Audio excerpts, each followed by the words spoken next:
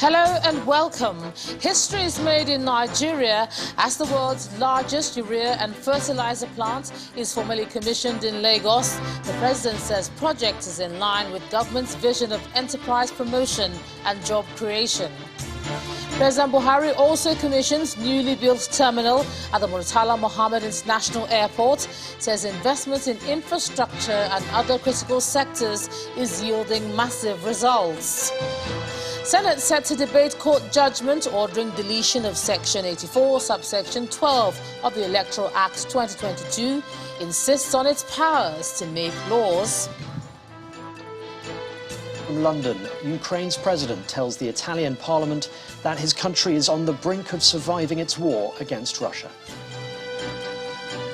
On business news tonight, Federation Account Allocation Committee shares 695.03 billion naira to the 3 tiers of governments as revenue for February, amid plans by NNPC Limited to deduct 242.53 billion naira for subsidy of petrol.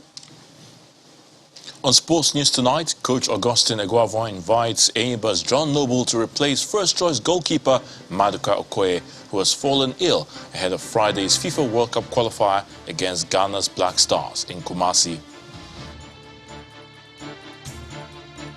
And from Abuja, women protesting the rejection of gender bills by federal lawmakers suspend action for 7 legislative days after meeting with House leadership.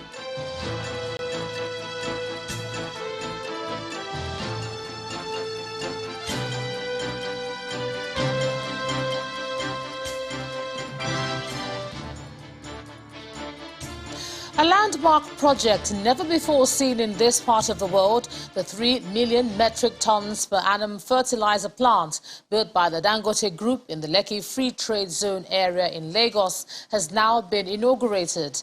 The facility, which is said to be the second largest urea and fertilizer plant in the world, was commissioned by the president at the history-making event and witnessed by prominent Nigerians across all walks of life. According to President Muhammadu Buhari, the plant aligns with the federal government's drive to promote enterprise and create jobs for the population. It's a roll call of bigwigs in the political space, including state governors, party leaders, the President of the Senate, Speaker, House of Representatives, captains of industry, and an endless list of other distinguished guests who have come to witness history in the making. It is big, audacious, and it has to be him, Africa's richest man, Alhaji Aliko Dangote, who is again today putting Nigeria on the world map of economic recognition and influence. He is about to unveil a 3 million ton per year capacity urea fertilizer plant. The chief host is the first to speak. He reveals what this whole plant is about. The new plant will make Nigeria self-sufficient in fertilizer production with excess capacity to export to other African markets and the rest of the world. Our products have already reached African markets and some to the United States, Brazil, India, and Mexico. It is an ambitious development. It is an ambitious developmental project which will drastically reduce the level of unemployment and youth restiveness in this country through generation of direct and indirect employment. And then a floodgate of speeches. In addition to the lessons we learned from the protectionist actions of countries during the early days of COVID-19, this investment is again a glaring testament to the foresight and tireless efforts of Mr. President in encouraging domestic production of goods that can be produced in Nigeria, especially in agriculture. After listening to all that has been said, the president mounts the rostrum to deliver his message, which precedes the commissioning of the massive facility. This fertilizer plant is expected to further advance our administration drive towards achieving self-sufficiency in food production in the country. I commend the Chairman, Board and Management of Dangote Industries Limited for their business initiative in capitalizing and building this plant to reduce our dependence on importation of fertilizer, create jobs on a massive scale, increase the inflow of foreign exchange, and accelerate economic growth. Here are some of the things you should know about this plant. The Dangote fertilizer plant is the biggest in Africa and the second largest in the world. It has been delivered at an estimated cost of $2.5 billion. This is the Dangote fertilizer plant here in the Lekki Free Zone, Lagos. And it's a beauty to behold. Indeed, a busy day it was for the president, who also inaugurated the newly built terminal at the Murtala Mohammed International Airport, Ikeja, in Lagos. President Muhammadu Buhari says his administration's continuous investment in the building of long-lasting infrastructure in aviation, road and rail transportation, agriculture, telecommunications and other critical sectors is yielding massive results. The $100 million new terminal in Lagos waits for its august guest, President Muhammadu Buhari, to declare it open. And when he arrives, he's straight to the tent to kickstart the occasion. For the first speaker, the Minister of Aviation, raising the contribution of the sector to the country's gross domestic product is key. Overall, goal is to grow the aviation sector contribution from current 0.6% to 5% approximately, meaning $14.166 billion. In the same vein, IATA projects the air transport market in Nigeria is focused under the current trend scenario to grow by 174% in the next 20 years. To raise GDP is to create more room for passenger figures, as the over 40-year-old Murtala Mohammed International Airport, currently doing 10 million passengers per annum, is congested, bursting at the seams with inadequate equipment for facilitation. So this 14 million passenger per annum terminal will bridge the gap. We can bring more travelers to Nigeria. I think that more profit to the business and more benefit to the people. Beyond passenger numbers, creating ground access to the Lagos International Airport is crucial, so the Lagos State government states its commitment to this project. And so that's why the partnership between the Lagos State government and FAN, representing the Ministry of Aviation, is also something that we are truly, really proud and happy to also be part of. As you're doing that, now it's time to sign a formal memorandum of understanding for a 9-kilometer link road. Next, President Buhari takes the podium to state the importance of infrastructural development. Our continuous investment in the building of long-lasting infrastructure in the aviation, road and rail transportation, agriculture, telecommunications, and other critical sectors is yielding massive results, and the people of Nigeria are now increasingly attesting to benefiting from the associated dividend. It then moves to formally commission the new terminal, and then a short tour. Facilities in the terminal include a large departure and arrival hall with 16 immigration desks and 8 security screening points. Among the other equipment provided in this departure hall of the new terminal are 10 self-check kiosks, all in a bid to promote seamless passenger facilitation. From the departure hall of the new terminal of the Murtala Mohammed International Airport in Lagos, Bukola Joe Uketumbi, Channels Television News. Away from the president's visit to Lagos, the Senate is to debate a motion tomorrow on the ruling of the Abia State High Court ordering the deletion of Section 84, subsection 12 of the Electoral Act passed by the National Assembly recently. The Senate's decision follows a point of order moved by Senator George Sekibo during today's plenary, questioning the High Court ruling. Our National Assembly correspondent Linda Akibe reports. it is best tomorrow to come by motion so all of us will have an opportunity to discuss it. It's a scanty Senate chamber, a situation which is becoming more frequent as several senators continue to be absent at plenary sessions. Plenary in the Senate no longer holds thrice weekly, but has been reduced to twice a week over fears of COVID-19. Scanty chamber notwithstanding, federal legislators proceed with the business of the day. the High Court of... Lawmaker Senator George Sekibo draws the attention of his colleagues to a recent judgment by a federal high court in Umuahia nullifying the provisions of Section 84, subsection 12 of a newly amended Electoral Act 2022 passed by the National Assembly. The section requires political appointees at any level participating in party primaries and conventions to resign 30 days before participating in such activities.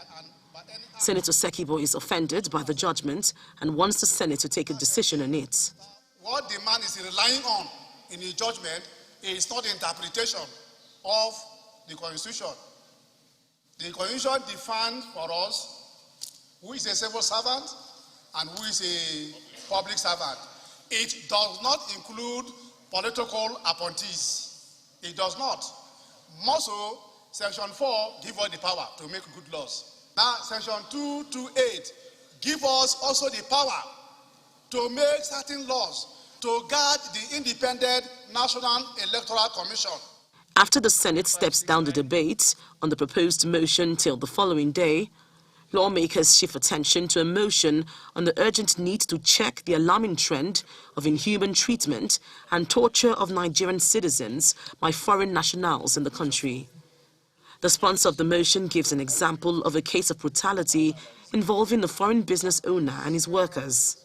On the 22nd of February 2022, the two citizens of Nigeria and the Shadian were brutalized in a fashion so repugnant on allegation of theft of iron rods, which ultimately led to the death of the latter. The said torture was ordered and carried out by a Lebanese citizen working with Husseini Technical Company in collusion with some of his Nigerian subordinates. The Senate concludes the debate by asking the Inspector General of Police, Mr. Usman Alkali Baba, to commence thorough investigations into the acts of said foreign national in question and similar infractions by other foreign residents. Linda Akibi, Channels Television News. And staying with the fallout of the court judgment on the Electoral Act 2022, the Nigerian Bar Association is urging all courts in the country to act in accordance with the dictates of the law to forestall a breakdown of law and order. The bar made this position known in a statement by its president, Olumide Akpata, containing its reaction to the judgment of the Federal High Court in Abia State, nullifying Section 84, subsection 12 of the Electoral Act 2022. The association says it will immediately apply for the certified copies of the judgment, the process filed, and the records of proceedings to decide on the next steps to take on the matter. It urges all Nigerians, and especially legal practitioners, to exercise restraint and decorum in commenting on judges and the judgment of courts.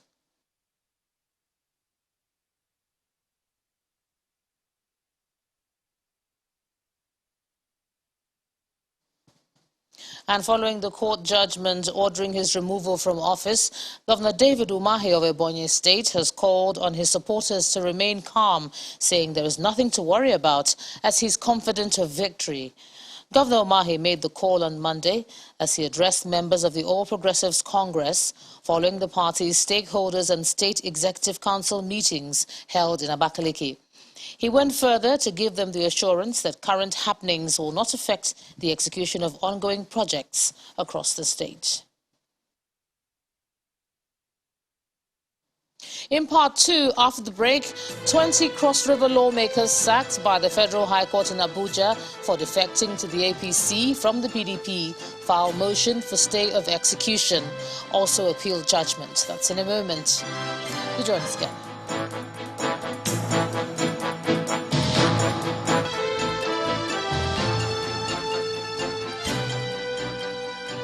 Welcome back. If you've just joined us, you're watching the news at 10 on Channels Television, coming to you live from Lagos. A reminder of our top stories. History is made in Nigeria as the world's largest urea and fertilizer plant is formally commissioned in Lagos. The president says project is in line with government's vision of enterprise promotion and job creation.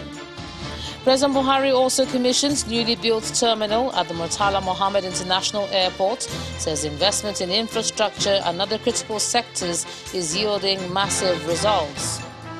Senate set to debate court judgment ordering deletion of Section 84, subsection 12 of the Electoral Act 2022, insists on its powers to make laws. And Ukraine's president addresses the Italian parliament, says his country is on the brink of surviving its war with Russia as thousands remain trapped amid continued attacks on Mariupol.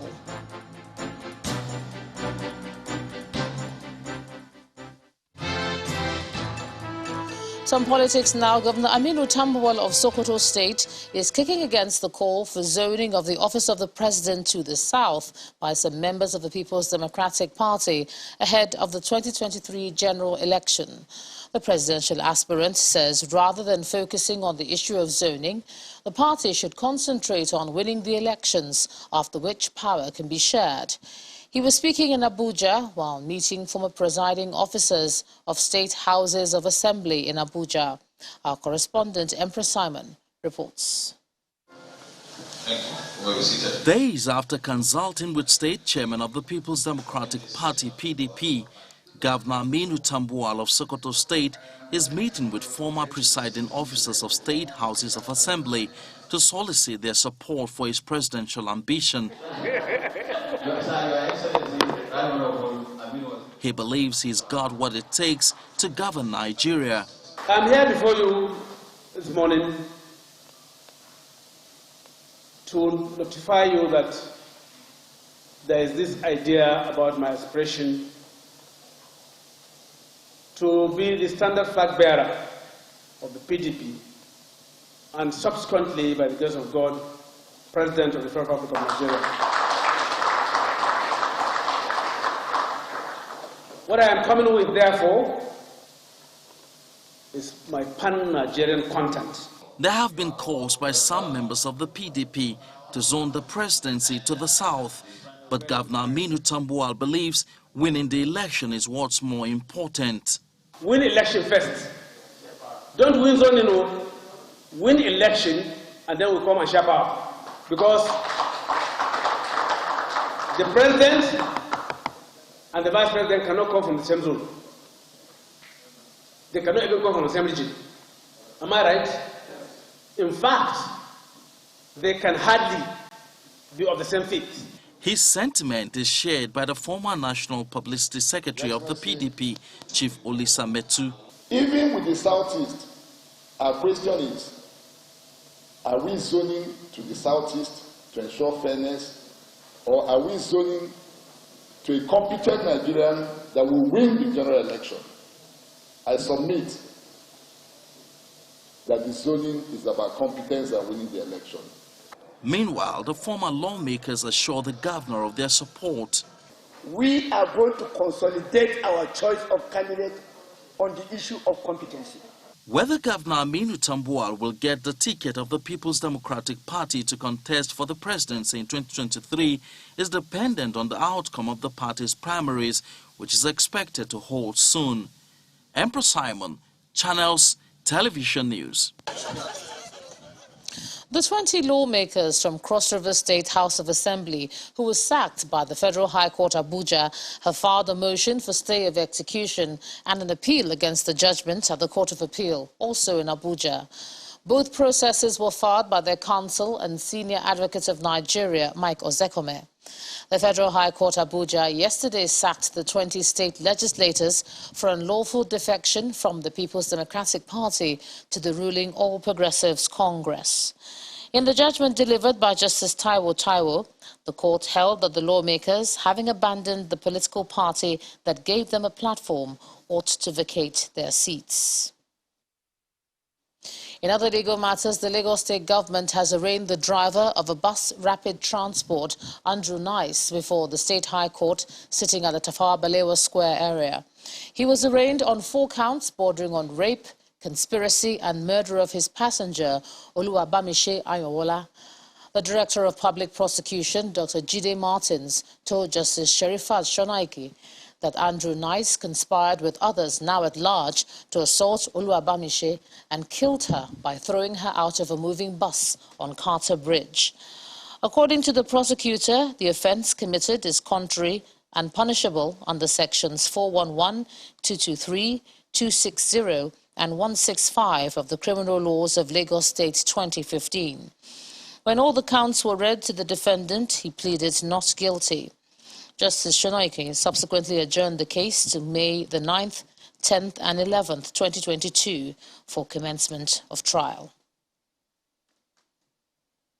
Away from legal matters, the Edo State Governor, Godwin Obaseki, has attributed the successes recorded in the state to his administration's people-centric policies and programs, which he says has seen his government create over 300,000 jobs.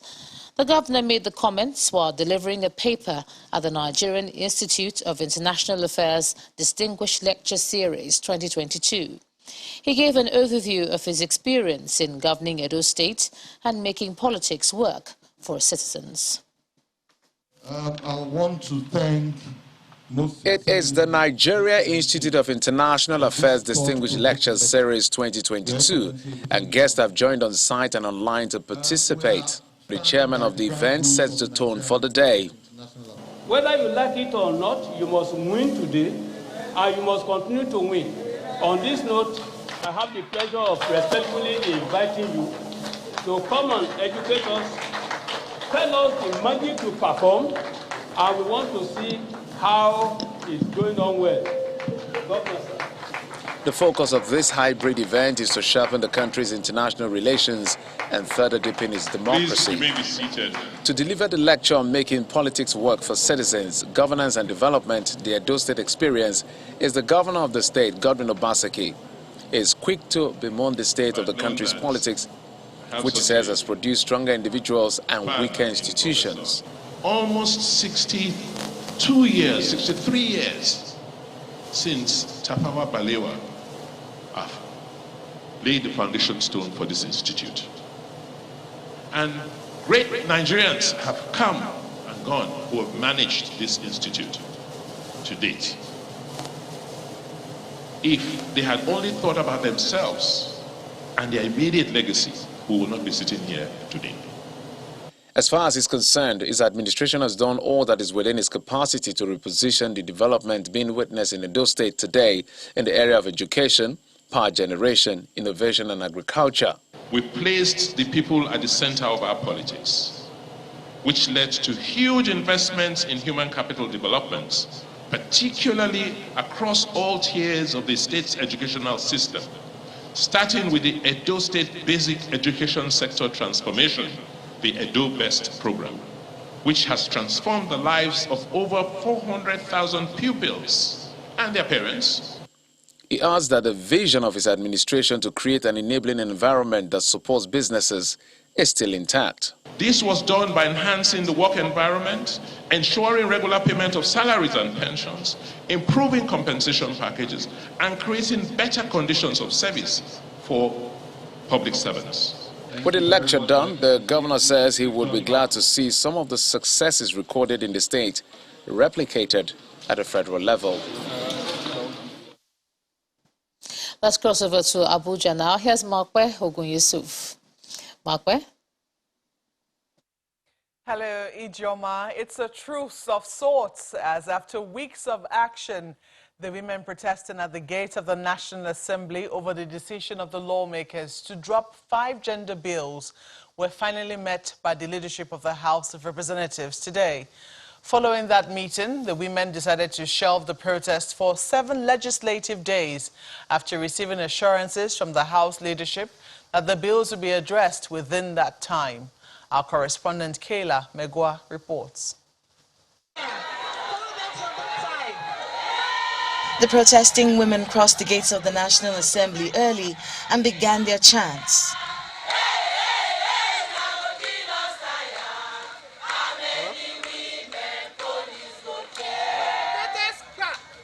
It is the first time they are entering the gates since the protest started weeks ago, and this time the security personnel stopped them from making their way to the chambers.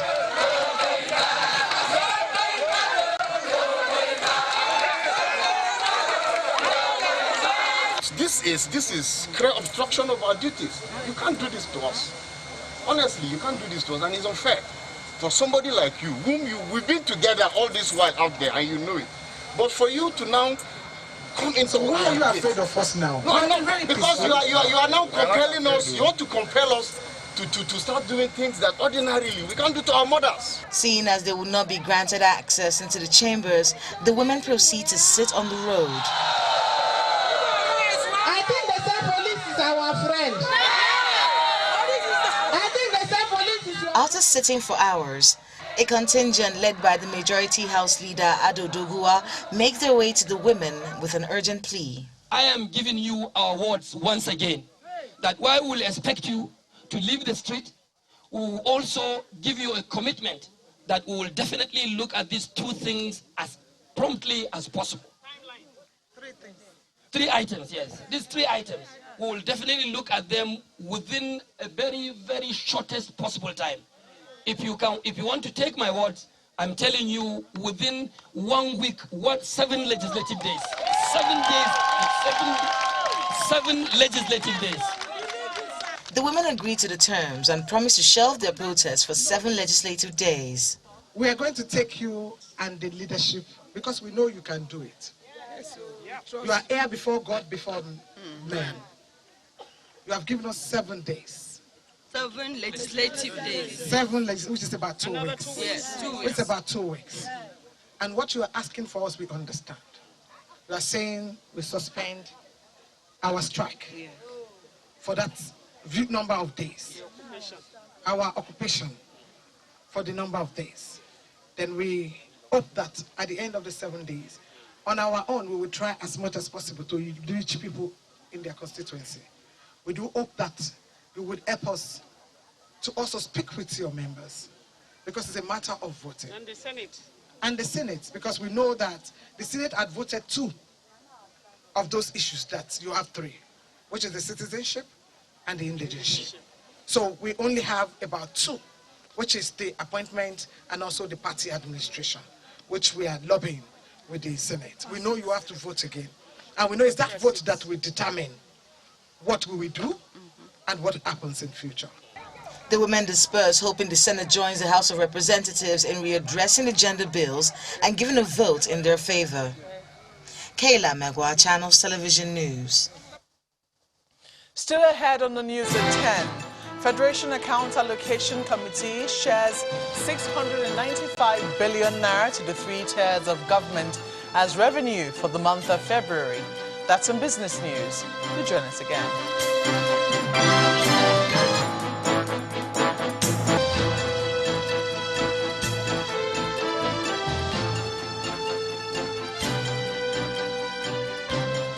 Welcome back to the news at 10. In security matters, the Kaduna State government has been given an official account of the attacks which happened 2 days ago.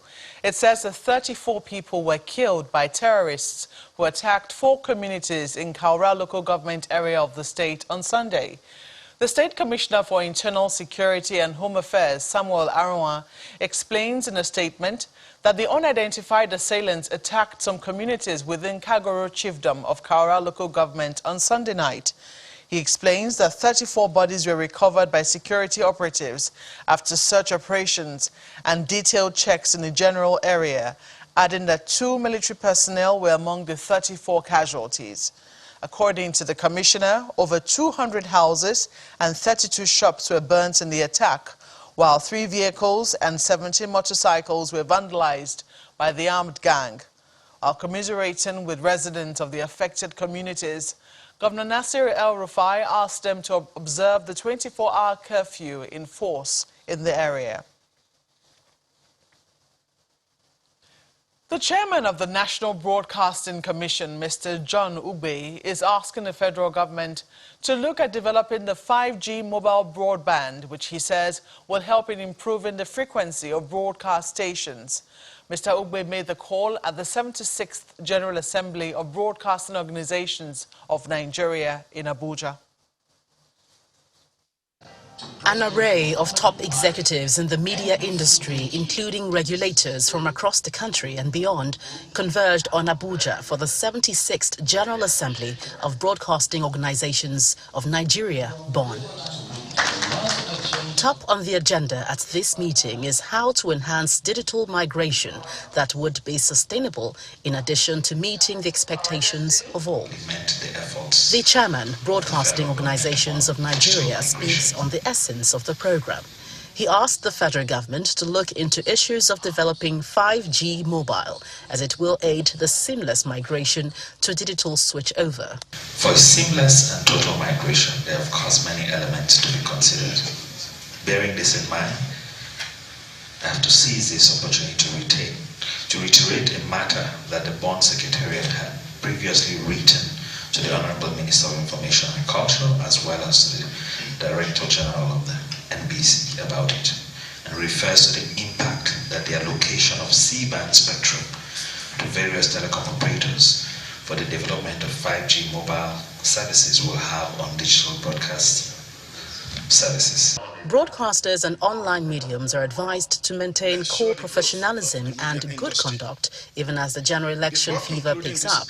They're also warned not to use their platforms for propaganda, fake news or hate speech, as defaulters would be dealt with accordingly. Stations are warned to desist from encouraging and allowing the use of their platforms for fake news, hate, provocative statements, and speculative broadcasting.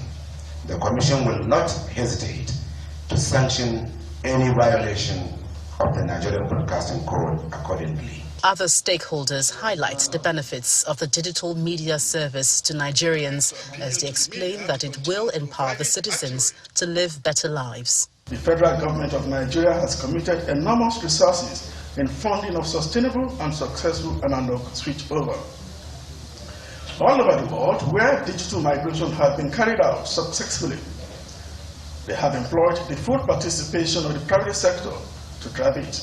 To these media technocrats, the broadcast media is the key contributor to socio-economic stability in any nation, and maintaining a professional conduct will, in the long run, promote unity and deepen the nation's democracy. In other stories, the House of Representatives has commenced investigation into the power shortage across the country. During a meeting with the Minister of Power, the lawmakers expressed dissatisfaction with the ministry for failing to carry out its responsibilities.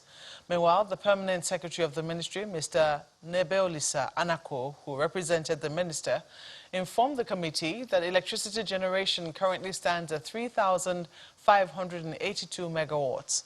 Our correspondent Terry Kumi reports. The House of Representatives Committee on Power meets with the Ministry of Power to unravel the circumstances surrounding the epileptic power supply and perpetual darkness in some parts of the country.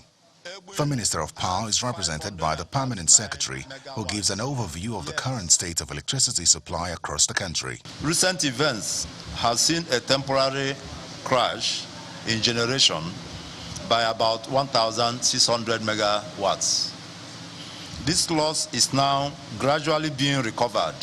His submission doesn't sit well with the committee, as members express concern that no part of it shows how the ministry is addressing the power supply challenge. We were told severally that we have 30,000 megawatts capacity in this country. Our problem was transmission and distribution. Today we have no transmission, no generation. So where is the balance of the 25,000 production? Even in your speech you said low water. So what is happening now? At what capacity are they running now? Is it 10%, 5%? No, all these things what we want to require. He said they are trying to do some repairs on Calabar power plant. If I got you right, it's been done. So what is the problem again if it has been done? They also query the power generation and privatization agreement. Mr. Chairman, I don't think the Ministry of Power is in charge. Either the federal government will look at the whole agreement, even though the president himself lamented that he met an agreement that this government cannot tamper with. And we don't know what the ministry is doing. These are figures verifiable. I just got the information on today's generation from TCN. Excellent. As of today, we are on 3,582 megawatts. So between last week when this system collapse happened and now, with all this our intervention, we've brought back about 1,000 megawatts back to the grid. The committee is still dissatisfied and adjourns till Friday, insisting that the minister should appear in person to state clearly the measures put in place to improve power generation and distribution. Terry Ikumi, Channels Television News. Well, we'll certainly be keeping you updated when that eventually happens. But that's all from Abuja. It's back to you, Ijoma. Indeed. Thanks a lot for that, Markwe. The quest for Nigeria to become a major exporter of non-oil commodities has been taken a step further as the Nigeria Export Promotion Council is taking the lead toward establishing major trade hubs in some countries around the world. The first phase of the initiative is the launch of the Nigeria Trade House in Cairo, the capital of Egypt, where made-in-Nigeria goods will be kept and then processed to serve countries around the North Africa region. The executive director of the council, Mr. Ezra Yukosak, explains that the plan is expected to increase the nation's foreign exchange earnings, create jobs, and serve as a major source of income for exporters. The executive director of the Nigeria Export Promotion Council leads government officials and the business community in Cairo to launch the Nigeria Trade Hub domiciled in Samad Industrial Area in Cairo, the capital of Egypt.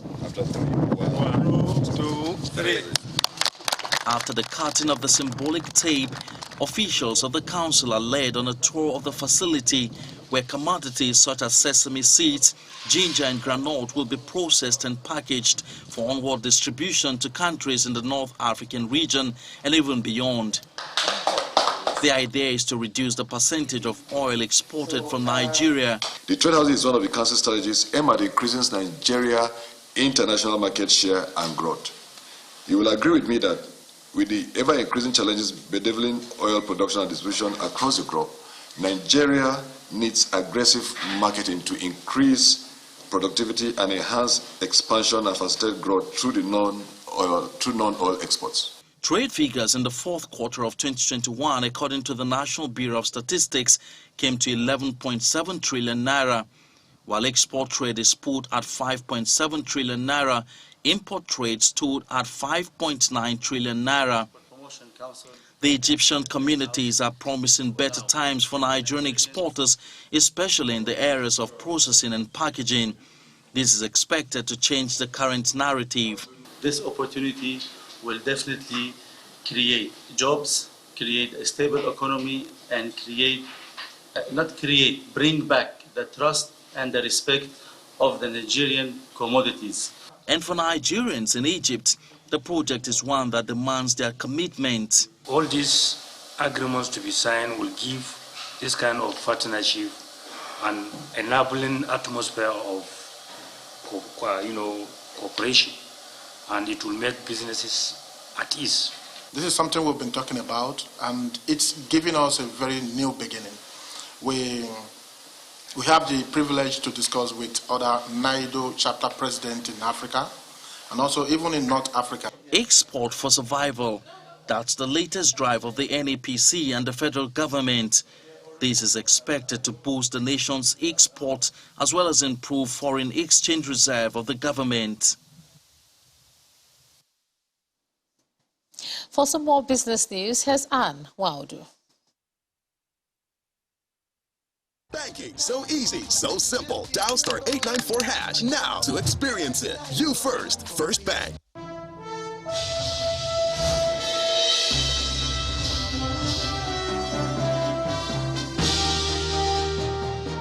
Thank you, Ijoma. Hello and welcome to Business News.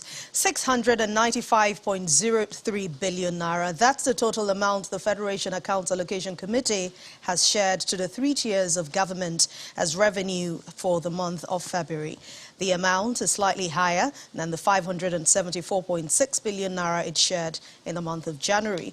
A breakdown of that revenue distribution shows that the federal government received 236.17 billion naira, the states got 190 billion naira, while the local government councils received 140.6 billion naira, and 23.7 billion naira was given to the oil-producing states as derivation of 13% of mineral revenue.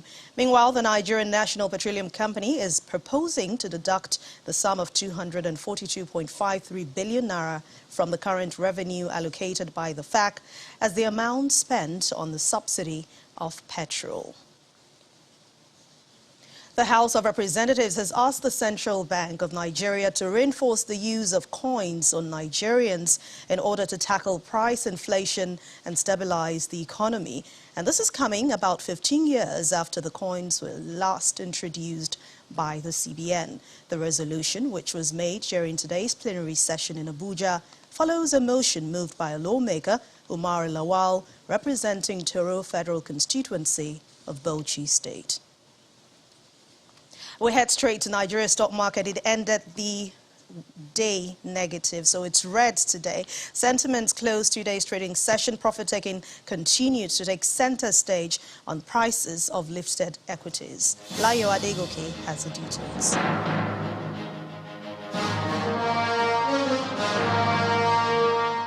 Thank you for joining us for the stock market report. An additional 52 billion naira is lost to the extended sell pressure by investors in the local equities market as the trading activities enter second day in the fourth week of March.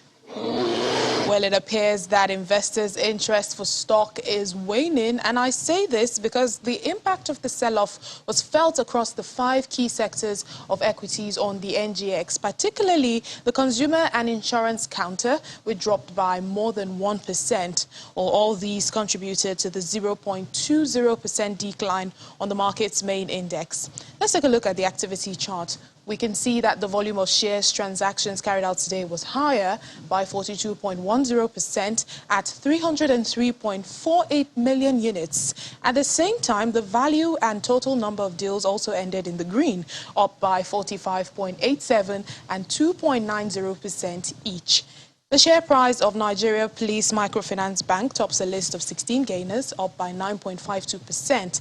Japan Gold led a pack of 24 losers, down by 8.82%, while the trio of Access Bank, UBA and Fidelity were the top 3 most actively traded stocks for Tuesday. Well, the market may have closed its overall performance in the red today, but traders say they expect to see a rebound from some bargain hunting activities later this week. That's it on the stock market report. I'm Layo Adegoke. Thanks a lot, Layo. Meanwhile, it's broadly positive close for major markets around the world. Investors are still raising rate hike expectations following comments by U.S. Fed Chairman Jerome Powell. Let's see how the closing numbers fared today.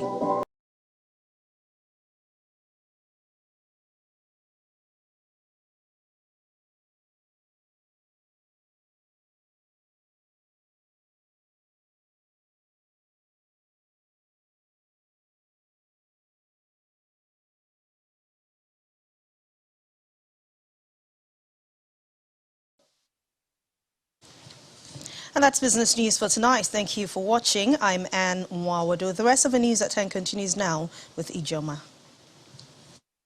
Banking, so easy, so simple. Dial *894# now to experience it. You first, First Bank. Thanks a lot, Anne. Ukraine's President Volodymyr Zelensky continues his addresses to lawmakers around the world. Today he spoke to the Italian parliament, saying that his country is on the brink of surviving its war with Russian forces. He called on the lawmakers to freeze all assets of the Russian elite and declare a full trade embargo, including oil. Here's Simon Pusey with more international news in Around the World in 5. Good evening and welcome to the Channel Studios here in London with your international news around the world in 5. Ukraine's president has told the Italian parliament that his country was on the brink of surviving its war with Russian forces that he warned wanted to break through to the rest of Europe. Russia's attack on Ukraine risks causing famine in countries around the world, Zelensky added, urging greater help to defeat the invaders. In his latest address to Western lawmakers, President Zelensky said via video link that his people were clinging to survival, with the Russian military devastating Ukrainian cities and slaughtering civilians. Replying to Zelensky, Italian Prime Minister Mario Draghi said that Ukraine had offered heroic resistance to the Russian invasion and promised continued support for refugees fleeing the fighting, as well as military aid. Drone video released today shows explosions at factories and industrial buildings in the city of Mariupol. The Azov Battalion of the National Guard of Ukraine, which released the video, said in an accompanying caption that the Russians are chaotically firing enemy fire, enemy aircraft are dropping bombs on the infrastructure of Mariupol. Factories and industrial enterprises that provided jobs and allowed them to conduct international trade are being destroyed. A super yacht linked to the sanctioned Russian oligarch Roman Abramovich has been greeted by protests as it attempted to dock in Turkey. Mi Solaris, which cost an estimated $600 million to build, was met at the port of Bodrum by young protesters in a small dinghy waving Ukrainian flags. They were part of a junior sailing team which was in Turkey to compete in an annual competition, having left Ukraine before the Russian invasion. The dinghy was eventually escorted away by Turkish police. Mr. Abramovich, the Chelsea FC owner, is currently under both UK and EU sanctions as part of a crackdown on Russian oligarchs. Meanwhile, a Russian court has sentenced the jailed Kremlin critic Alexei Navalny to 9 years in prison on fraud charges. The ruling that will keep President Vladimir Putin's most prominent opponent out of active politics for years ahead. Navalny, who was also found guilty of contempt of court, is already serving a 2.5-year sentence at a prison camp east of Moscow. He dismissed the latest criminal case against him as politically motivated and pleaded not guilty. After the sentencing, his lawyer was arrested after talking to the media. Rescuers at the site of a plane crash in southern China have found burnt wreckage and personal belongings of those on board, but no sign of any survivors. The cause of the Boeing 737 crash is being investigated, with rescue workers sifting through debris, but recovery work has been hampered by difficult terrain. China Eastern Flight MU-5735 was carrying 132 people when it nosedived 30,000 feet into hills in Guangxi province. There has been an outpouring of grief in China, where families of those on board are waiting anxiously for news. Meanwhile, locals performed Buddhist rituals near the crash site to commemorate the victims. Up to 28 million people in East Africa are at risk of extreme hunger due to price increases because of the Ukraine war and a potential lack of rain this March. The non-profit organisation Oxfam warned that Kenya, Somalia and Ethiopia are experiencing the driest weather in 40 years. Meanwhile, South Sudan is tackling ongoing flooding. Describing the global response as woefully underfunded, the charity said only 3% of the $6 billion UN appeal for Ethiopia, Somalia and South Sudan has been funded. And Britain's Prince William has hailed Belize's dedication to democratic principles before commenting that those principles were under threat in besieged Ukraine. On day 3 of his trip to the Caribbean nation, half a world away from the current European conflict, William said he stood in solidarity with Ukrainians following its invasion by Russia. William extensively quoted his grandmother, Queen Elizabeth, who remains Belize's head of state following its independence from Britain in 1981.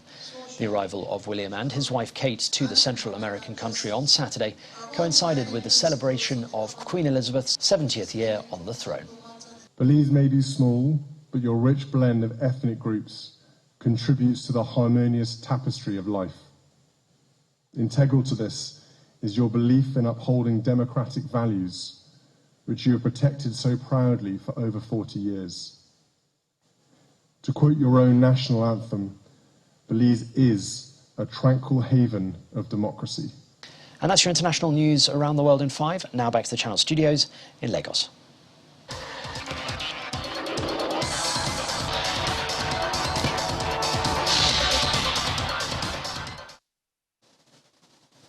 Thank you so much, Simon. Super Eagles' first choice goalkeeper Maduka Okoye has been ruled out of Friday's FIFA World Cup qualifier against the Black Stars of Ghana at the Baba Yara Stadium in Kumasi.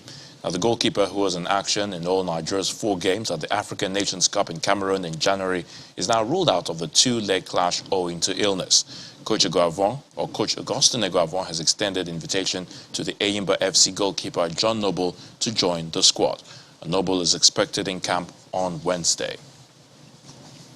Meanwhile, 21 players were involved in this evening's training session at the MKO Abiola Stadium in Abuja as the 3-time African champions intensify their preparations for that crucial game against the Ghana Black Stars.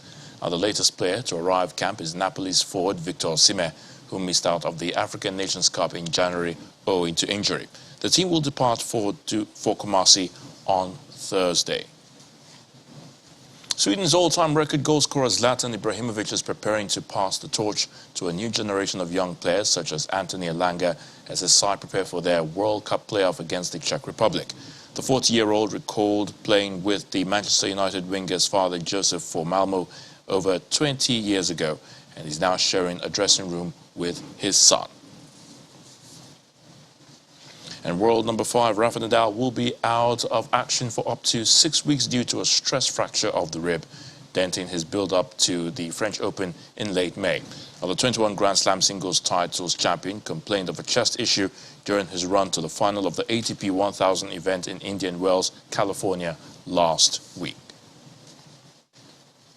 I'm Ayotunde Balogun. That sports news is back to you, John.